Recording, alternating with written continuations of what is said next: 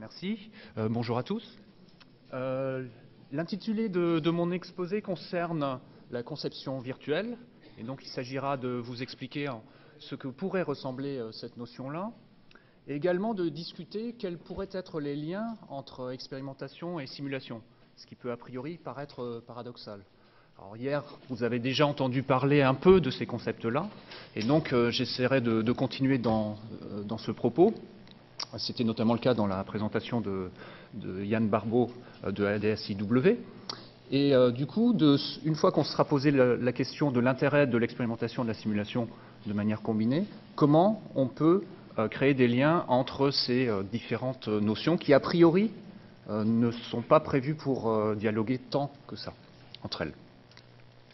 Alors, si on part du domaine aéronautique, à nouveau, on a l'habitude de représenter les essais par une pyramide où l'axe vertical définit l'échelle, partant des essais les plus élémentaires sur des éprouvettes, comme vous pourriez le faire avec vos étudiants, jusqu'à la structure échelle 1. L'axe horizontal est une mesure du nombre d'essais que l'on fait, extrêmement important aux échelles élémentaires, de moins en moins, bien entendu, lorsque l'on se rapproche de l'échelle de la structure. Vous imaginez les raisons qui se cachent derrière. En effet, si l'on regarde, par exemple, les moyens qu'il faut mettre en œuvre pour faire un essai sur une structure d'A380, la taille de l'homme, elle est ici, même si on est en Allemagne. Et du coup, vous imaginez le genre de moyens qu'il faut mettre en œuvre pour tester cette structure d'A380. Alors, la flexion étant quand même un essai et une notion que vous connaissez très bien, voilà le pendant pour une aile d'avion dont l'envergure est un peu inférieure à 80 mètres. Et vous avez donc ici une illustration du genre d'essai que l'on peut faire et du genre du coup de déflexion que l'on peut atteindre. C'est quand même assez spectaculaire. Et donc, à côté de cela, il y a la pyramide des simulations. À nouveau, l'axe vertical, bien entendu, définit les échelles. L'axe horizontal, le nombre de simulations effectuées. Et ce que l'on observe également, c'est que, bien entendu, aux échelles les plus élémentaires, ces simulations sont très nombreuses, jusqu'à arriver à l'échelle 1, où même si on commence à en faire, on n'en est vraiment qu'au début. Et ce que l'on aimerait bien dans le futur, et ça, Yann Barbeau vous en a parlé un tout petit peu, en fait, c'est inverser cette pyramide, c'est-à-dire éviter finalement ces essais qui, vous l'imaginez, sont extrêmement coûteux, et les remplacer donc par des simulations. Et donc, on commence à entendre parler d'essais virtuels, c'est-à-dire que finalement, lors de la certification d'un avion, vous allez utiliser des simulations, ou vous aimeriez bien utiliser des simulations, à la place d'essais. Ça a bien sûr plusieurs avantages. Le premier d'entre eux, a priori, ça devrait être plus rapide, ça devrait être potentiellement moins cher. Ça, c'est le rêve. Mais néanmoins, c'est la tendance qui est recherchée, notamment dans le domaine aéronautique, mais pas uniquement. Imaginez que dans l'automobile, on peut avoir le même style d'idée, etc., etc. Et du coup, arrive la notion de conception virtuelle, c'est-à-dire que finalement, votre structure, vous l'aurez conçue, l'avion en l'occurrence, sans avoir fait d'essai à échelle 1. Et pour que cette notion-là devienne finalement réalité, que vous faut-il?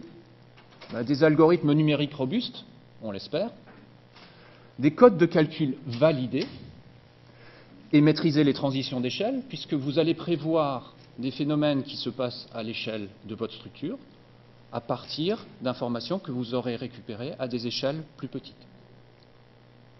Pour faire quoi? Eh bien, pour traiter de phénomènes éminemment multi-échelles, comportant de nombreux matériaux, eux-mêmes hétérogènes. Vous en aurez une illustration dans le troisième exposé, pour d'autres classes d'applications. De comportements discontinus, puisqu'on veut aller jusqu'à simuler la rupture, avec, en plus, un degré de fiabilité donné. Si vous voulez arriver à faire ça, en fait, vous aurez besoin d'un certain nombre de points, je les ai listés, et en particulier, vous allez devoir prouver que vos codes de calcul ne racontent pas n'importe quoi, c'est-à-dire qu'ils soient validés, Bien sûr, maîtriser les transitions d'échelle, et tout ça, il faudra le prouver. Mais comment allez-vous le prouver si ce n'est en comparant ces prévisions avec des essais? Et du coup, vous voyez apparaître une nouvelle génération d'essais qui servent en fait à valider vos codes de calcul. Et donc, la question suivante, si on admet ce genre de démarche, c'est du coup de pouvoir comparer, puisque vous voulez valider par rapport à la réalité, bien entendu, ce que vous observez expérimentalement avec ce que vous êtes capable de simuler. Et donc, aussi paradoxal que ça puisse paraître, il s'agit donc de renforcer les liens entre l'expérimentation et la simulation, c'est-à-dire finalement de faire sauter cette frontière-là entre les essais et la simulation, pour qu'in fine, vous puissiez atteindre cet objectif-là, qui est par exemple de certifier un avion à l'aide d'essais. Et donc, se posant la question du renforcement des liens entre essais et simulation, la suivante est comment réaliser ces liens et, si possible, avoir le plus d'informations possible que l'on puisse extraire des essais pour qu'elles puissent être comparées à des simulations. Et du coup, mon exposé essaiera de vous montrer en quoi une démarche possible est en fait d'utiliser des images en cours d'essai et que ces images peuvent finalement nous donner beaucoup d'informations quant à ce qui se passe en cours d'essai, mais plus que ça, des informations que l'on pourra ensuite comparer à des simulations numériques. Alors, la démarche, du coup, c'est vraiment de créer finalement ces liens entre ces deux mondes-là et du coup d'essayer le plus possible de pouvoir parler le même langage pour que du coup la comparaison ait un sens. Le langage que l'on essaiera de parler concernera essentiellement les champs de déplacement. Ces champs de déplacement peuvent être bien entendu calculés numériquement, mais peuvent également être déterminés, mesurés expérimentalement. Alors vous en avez ici une petite illustration d'un essai qui a été réalisé avec des collègues au Québec. Donc c'est une petite zone d'un pont qui a été observée. Vous en avez une image ici d'une zone qui fait environ 200 par 200 mm. Pour ceux qui sont relativement près de l'écran, vous voyez sûrement les marques d'une fissure. Et la question qui était posée était de savoir, en fonction de la position d'un camion sur le pont, est-on capable de détecter le déplacement relatif d'une zone fissurée par rapport à l'autre. Et pour ceci, on avait accès à des informations uniquement liées à des images prises au cours du déplacement de ce camion. Alors les images, comme vous le savez, c'est une collection de pixels, et du coup la taille physique du pixel ici est de l'ordre de 0,2 mm environ. Et ce qui a été obtenu est le résultat suivant, où vous avez ici, par exemple, le déplacement moyen dans la direction horizontale de la partie gauche par rapport à la partie droite. L'amplitude de déplacement qui est mesurée ici est de 6 centièmes de pixel, soit à peu près 12 micromètres. Ça, c'est un déplacement d'ouverture de fissure. A contrario, et ça c'est quelque chose qui était complètement inattendu par les gens qui ont fait l'essai, il a également été observé un déplacement dans la direction verticale d'environ 2 centièmes de pixels, c'est-à-dire 4 micromètres. Bon, c'est magique. Maintenant, il va falloir que je vous explique comment on a pu obtenir ceci. Alors, rassurez-vous, je ne vais pas vous embêter avec trop d'équations, mais néanmoins, pour vous donner un peu une idée du principe, le principe, c'est de prendre des images. Donc ces images, on va les noter F et G. Ça, c'est typiquement ce que vous pouvez faire tous les jours avec votre appareil photo, éventuellement même votre portable. Donc c'est quelque chose que l'on fait maintenant couramment. Et on prend des images à différents instants, et entre ces instants se produit un champ de déplacement, et c'est ce champ de déplacement que l'on essaie de mesurer. Et si on est capable de mesurer ce champ de déplacement, ça c'est le début de la démarche de comparaison.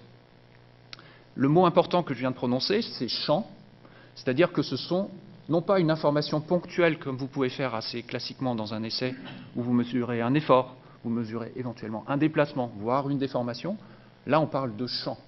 Et on parle de champ bidimensionnel pour des images bidimensionnelles, mais comme je vais vous l'illustrer, on peut également mesurer des champs tridimensionnels à la surface ou là, encore mieux, en volume. Comment ça marche? En fait, c'est tout bête. Lors du mouvement, en fait, les niveaux de gris sont advectés et du coup, le niveau de gris qui était initialement à la position x prend la position x plus u de x et du coup, la détermination de u de x consiste à minimiser l'écart quadratique moyen au niveau global de votre image de cette différence-là. Et ayant décomposé le champ de déplacement sur une base que vous choisissez, et cela dépendra du coup du type de comparaison que vous voulez faire entre les essais et le calcul, à ce moment-là, ayant décomposé le champ de déplacement sur une base, nos inconnus deviennent les amplitudes associées. Et donc, il s'agit ensuite de se poser la question de quel type de base pouvons-nous choisir. Par exemple, si dans le cas des simulations, on utilise des codes éléments finis, il est assez naturel pour nous, du coup, de parler le même langage et du coup, de considérer que notre champ de déplacement vérifiera les mêmes hypothèses cinématiques. Et du coup, à cet endroit-là, on fait une décomposition de la fonctionnelle linéarisée vis-à-vis des éléments dans un premier temps, puis des inconnus nodales associés. Et comme pour des éléments finis classiques, on calcule des matrices élémentaires, des seconds membres élémentaires, peu importe le détail. La seule chose qu'il faut remarquer, c'est que contrairement à ce que l'on fait habituellement en mécanique, où à cet endroit-là apparaît la matrice de Raeder, ici c'est une autre type de matrice qui apparaît, du même style, mais qui a fait intervenir des quantités non pas mécaniques, mais liées à l'image, en l'occurrence ici, des gradients de l'image, en produit scalaire avec nos fonctions de base. Et du coup, résoudre ce problème-là nous permet d'avoir accès de manière itérative aux inconnus cinématiques. Et le genre de résultat est le suivant. Vous avez ici un exemple d'un essai sur une éprouvette en croix. Pour celles et ceux qui visiteront le LMT, vous verrez la machine sur laquelle ont été effectués les essais. C'est une image codée sur 8 bits. Et ici, vous avez la carte des résidus de corrélation codés sur 1/10 de la dynamique et l'évolution de ces résidus en cours d'itération pour différentes images prises en cours d'essai. En bas, ici, vous avez les champs de déplacement mesurés dans la direction verticale et dans la direction horizontale et leur évolution au cours des itérations. Pour nous, une information de première importance concerne les résidus qui nous permettent de vérifier que le calcul se passe bien, en particulier lorsque l'on a convergé. Et vous allez voir que l'on va atteindre un niveau maintenant où commencent à apparaître des zones beaucoup plus claires dans le coin supérieur gauche. Ça va être encore beaucoup plus frappant maintenant, où vous voyez qu'au fur et à mesure des itérations, on n'arrive plus à faire diminuer le résidu, et ceci est lié en fait à la présence d'une fissure. Dans le cas montré, on a utilisé une discrétisation à base d'éléments de carrés à 4 nœuds avec des fonctions d'interpolation bilinéaires, et donc continue par définition. Le phénomène qui se produit étant discontinu, nos résidus nous permettent de vérifier, ou plus exactement de nous mettre en garde sur le fait que l'hypothèse que vous avez faite lors de la mesure n'est plus satisfaite, et là on peut l'interpréter en un phénomène mécanique sous-jacent, l'apparition de la fissure. Alors maintenant que je vous ai dit un peu comment on pouvait rapprocher le monde des essais, le monde des calculs, en parlant le même langage, comment à partir d'images, du coup, on pouvait accéder à des champs de déplacement, je vais vous illustrer, finalement, à l'aide de 3 exemples, le type de démarche que l'on peut, du coup, mettre en œuvre à partir de ces techniques-là. Et le premier d'entre eux concerne un exemple de recherche et, du coup, de validation.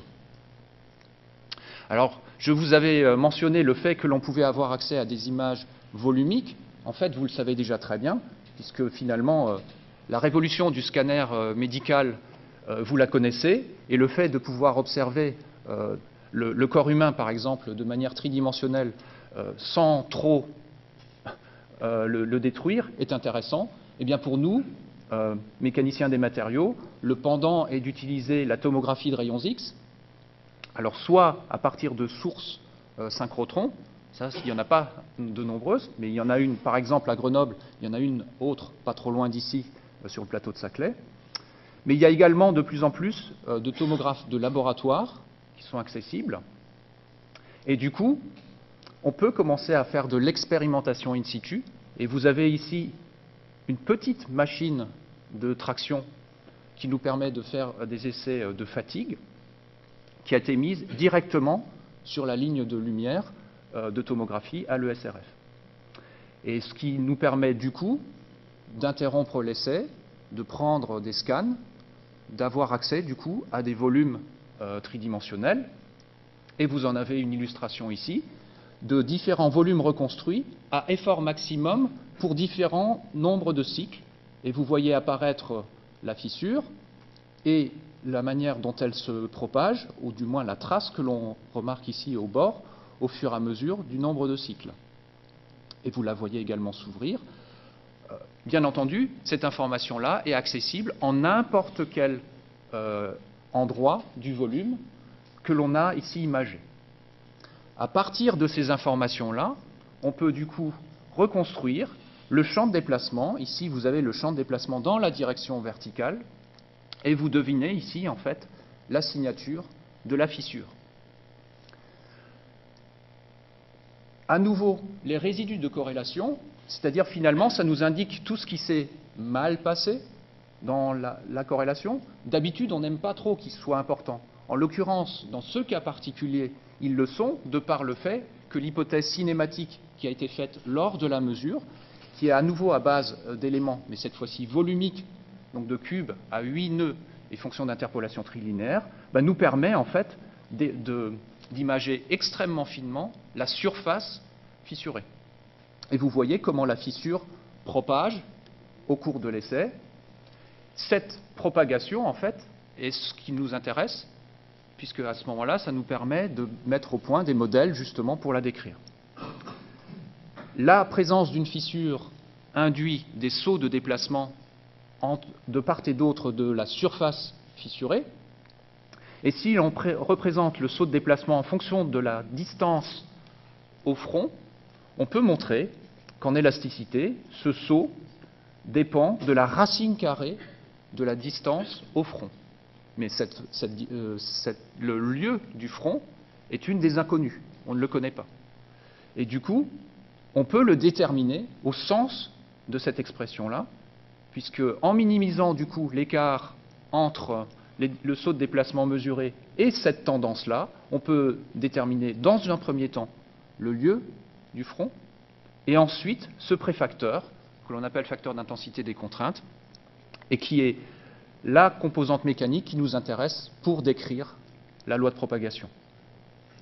Et du coup, voilà le genre de démarche que l'on peut faire à partir d'images de tomographie des résidus de corrélation.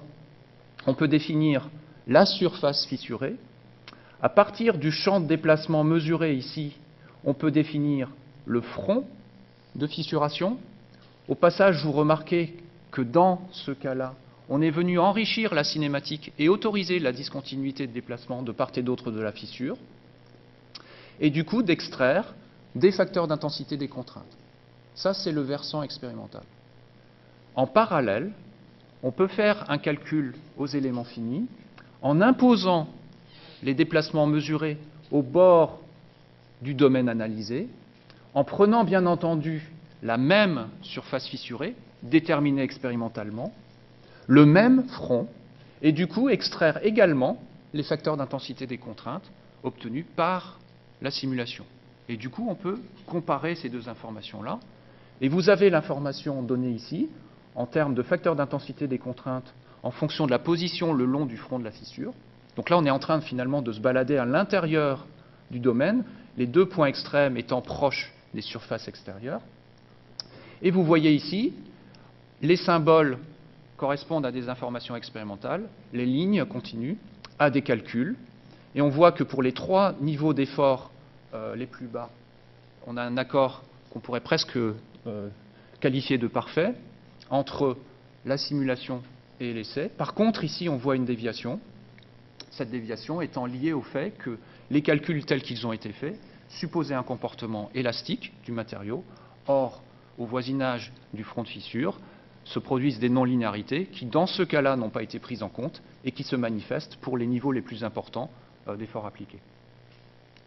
Et vous voyez à ce moment-là le fait de pouvoir valider sur l'information qui nous intéresse vraiment, qui est justement ce champ de facteurs d'intensité des contraintes, comment on a pu rapprocher essai et simulation. Deuxième exemple, emprunté cette fois-ci à l'industrie, aéronautique en l'occurrence, de suivi d'essais statique et dynamique. Rappelez-vous, cette image-là, on l'avait vue dans la pyramide des essais, ce qui correspond en fait à un essai sur une poutre centrale d'avion. En fait, il y a une partie ici qui a été préparée avec ce qu'on appelle un mouchetis de peinture. Dans ce cas particulier, les surfaces n'étant pas planes, on a utilisé des techniques de stéréovision et du coup d'observation, comme vos yeux, d'une surface à l'aide de 2 caméras. Et vous avez ici l'image dite droite et gauche correspondante. De ces images-là, à ce moment-là, on peut déterminer les champs de déplacement tridimensionnels de la surface observée, que vous voyez ici, et en déduire les champs de déformation plans correspondants. Et ceci, ensuite, peut être rapproché de la simulation numérique, de par le fait que l'on connaisse, par exemple, une partie des conditions limites expérimentales appliquées à la structure. Un autre exemple d'essai ici de détachement d'aube d'un compresseur. Et là encore, on utilise des caméras pour observer le phénomène qui va se produire, le voilà. Le but du jeu, bien entendu, c'est qu'il ne se passe rien pour vous qui êtes juste à côté dans l'avion, et donc de prouver qu'il ne se passe, que tout ce qui se produit à l'intérieur ici reste confiné. Alors je ne pourrais pas vous montrer de résultats, malheureusement, mais ces techniques commencent à être utilisées. Alors je l'illustre simplement sur un exemple qui à la fois est plus simple d'un point de vue expérimental, mais ô combien plus compliqué de par les vitesses qui sont mises en œuvre, puisque ici vous avez l'illustration d'un essai de relèvement de cylindre, et la sollicitation est induite par de l'explosif. Donc vous imaginez que ça va extrêmement vite. En fait, l'essai que vous voyez là devant les yeux prend moins de 100 microsecondes. Et ce que vous voyez à droite ici, c'est en rouge la simulation de votre essai et en bleu la partie qui a pu être observée. Et donc, on peut comparer directement quantitativement point par point et voir à partir de quel moment la simulation peut éventuellement ne plus être représentative de ce qui se passe en cours d'essai. En particulier ici, à la fin, vous avez de la fragmentation complète de votre échantillon après les images qui ont été prises. Et du coup, ce qui intéresse les gens, c'est justement de la prévoir. Alors ça, c'est bien gentil. Je vous ai montré un exemple plutôt lié à des études de recherche, un autre d'industrie. Peut-on mettre ça aussi en œuvre avec des étudiants? C'est ce qui a été fait, par exemple, cette année, avec des étudiants de M1, avec lesquels l'objet de leur projet était de répondre à la question « Dis-moi ce que tu vois et je te dirai qui tu es ». Ce que tu vois, bien entendu, c'est d'utiliser des images. Je te dirai qui tu es, c'est la fissure. Et plus exactement, des paramètres liés à nouveau à la fissuration. Et vous avez ici un exemple d'image en début d'essai et lors d'un instant ultérieur où on a eu propagation de fissure. L'exercice proposé aux étudiants était le suivant. À partir de ces images, il s'agissait de déterminer ici le champ de déplacement d'une partie de l'éprouvette, de la tranche de l'éprouvette. Les points rouges que vous voyez là au bord de la région d'analyse ont été en fait imposés à un calcul élément fini.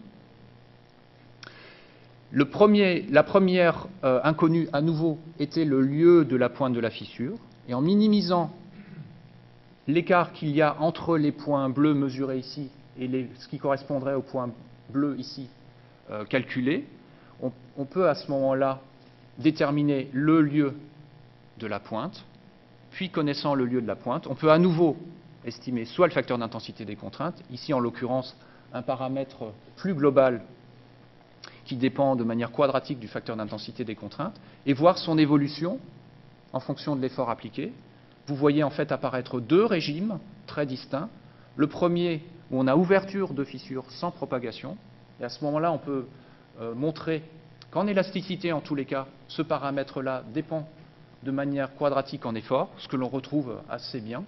Et par contre, il y a un deuxième régime ici où la fissure se propage, et bien entendu, à ce moment-là, d'autres phénomènes se produisent. Et c'est bien entendu cette information-là qui intéresse les gens s'ils veulent concevoir des avions dans lesquels les fissures ne se propagent pas trop vite. Ce que je vous ai illustré brièvement avec des étudiants, en fait, existe également dans l'industrie, mais pour des structures un peu plus compliquées, comme ici un tronçon de fuselage, où vous avez à nouveau en présence de fissures les déplacements ici calculés, les déplacements mesurés, et vous pouvez du coup commencer à comparer les deux, et le pendant en déformation, à nouveau calculé ou mesuré au cours d'essai. Alors, il est temps de conclure. J'espère vous avoir convaincu que si on veut se diriger vers des démarches de conception virtuelle, en fait, comme cela vous a déjà été dit au demeurant, on fera sûrement encore des essais, on les fera vraisemblablement différemment, de par le fait que l'on veut rapprocher finalement les simulations des essais. Ça veut dire qu'il y a une nouvelle classe d'essais qui correspond à des essais de validation, à côté de manière plus classique de faire des essais. Ce que je vous ai essentiellement illustré dans mon exposé, ce sont des comparaisons à échelle identique, mais bien entendu, si on veut vraiment arriver à concevoir des structures de manière virtuelle, il faudra bien entendu également pouvoir faire des passages d'échelle, que ce soit numériquement, mais également expérimentalement.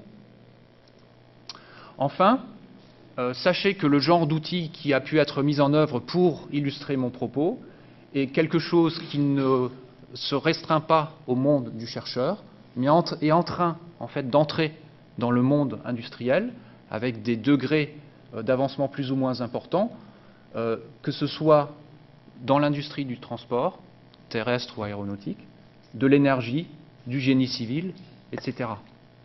Donc ça ne reste pas qu'une élucubration de chercheurs. Mais vous, qui êtes en face de moi, sachez que c'est également un outil qui peut avoir beaucoup d'intérêt d'un point de vue de l'enseignement. Je vous l'ai illustré sur un projet d'étudiants de M1. Évidemment qu'en M2, ce genre de technique est introduite en cours et utilisée par les étudiants. Vous l'imaginez bien. Pour ceux qui ont eu la chance de faire le stage IS de mercredi, ils ont vu une mise en œuvre pratique pour ce qui pourrait ressembler à un TP de matériaux d'étudiants de L3.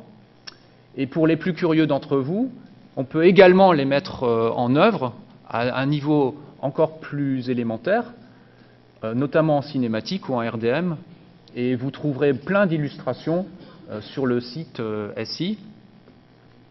Je voudrais juste terminer en m'interrogeant sur le fait qu'au moment où on se pose la question de l'intérêt des TP, avec ce que je vous ai dit et avec les besoins de l'industrie notamment, il me semble que c'est plus que nécessaire, voire encore plus que ça l'était auparavant,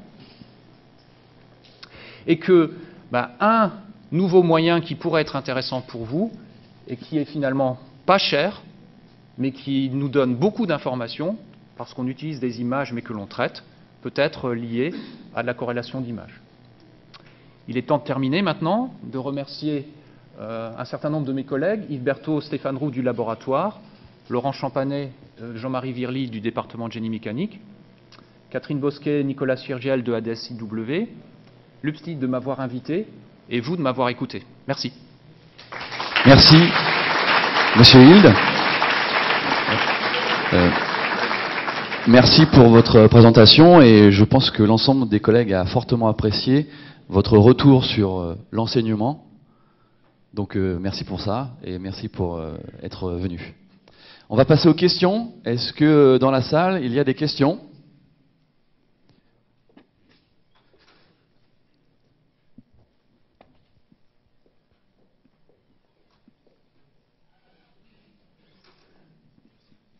Bonjour, Michel Houry. Je voulais savoir si ce type d'essai conduisait à des performances en termes de qualité supérieures ou pas par rapport aux essais classiques sans simulation.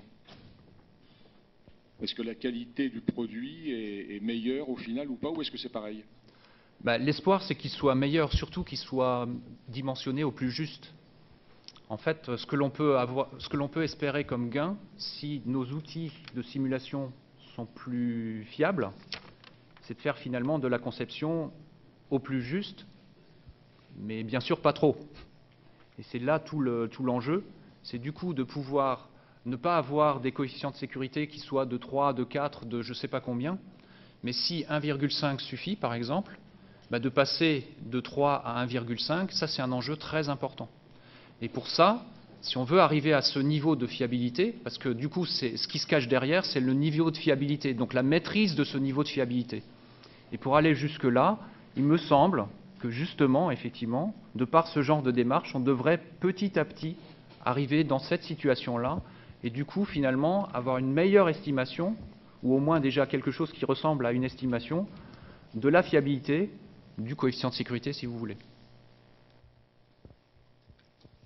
Merci. Une autre question, on a le temps pour une deuxième question. Il y a Sébastien qui a une question. Prends le micro, Sébastien, s'il te plaît. Merci.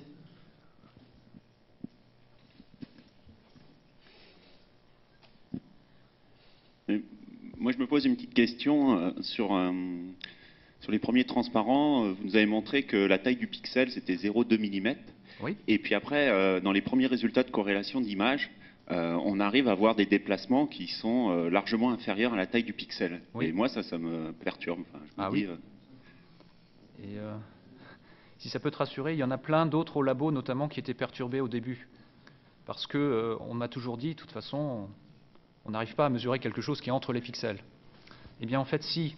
Et la raison pour laquelle on peut mesurer entre les pixels est la suivante.